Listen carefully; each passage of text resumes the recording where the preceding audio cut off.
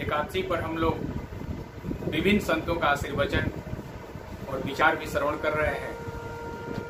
एकादशी क्यों करना चाहिए, कैसे करना चाहिए, क्या इसका महत्व है, क्या फल है, और संतों का आशीर्वचन इस पर मिल जाए तो बहुत बड़ी बात है। हमारे अयोध्या सिद्धपीठ हनुमानगढ़ी के पूज्य बहुत ही सब पर कृपा करने वाले बड़े उदार संत श्री रामचंद्र दास जी महाराज, जिनको पंडित जी के नाम से भी लोग जानते हैं, ऐसे 90 वर्षीय संत का आशीर्वचन हम सबको एकादशी के महत्व पर मिलने जा रहा है। महाराज जी, आपका कृपा भक्त। मंगलम भगवान विष्णु, मंगलम गरुड़ध्वज, मंगलम कुंडलीकाक्ष, मंगलाय तनो हरि। एकादशी का उत्पत्ति भगवान के बाएं अंग से। जब भगवान के जो है सामने जो है खड़ी हुई एकादशी, तो प्रभु ने पूछा कि तुम कौन हो? तो एकादशी कहती है, प्रभु हम आपके बाएं अंग से निकले हैं। भगवान बड़ा प्रसन्न हुए और कहने लगे कि मांगो, क्या मांगती हो?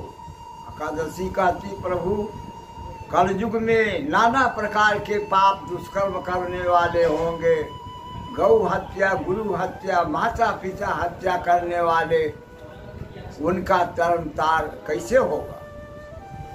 इसलिए एकादशी का परमात्मा के चरणों में मस्तक नवा करके एकादशी ने मौन हो करके जो है भगवान की तरफ देखने लगी। भगवान ने कहा, जाओ यो मस्त।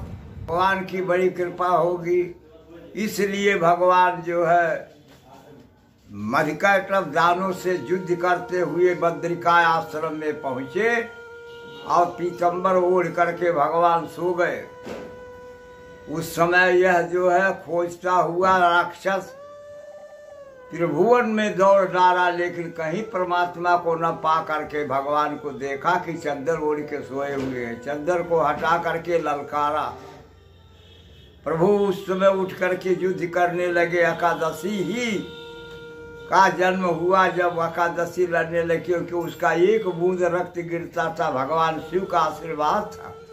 एक बूंद रक्त गिरता था, वह राक्षस बन जाता था।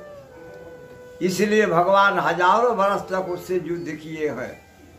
एकादशी को प्रकट होते ही भगवान का सारा कष्ट निवारण हो गया। उसने खप्पर लेकर के युद्ध किया और एकादशी के जो है नाम उस दानों के ऊपर विजय पाने से एकादशी नाम हुआ।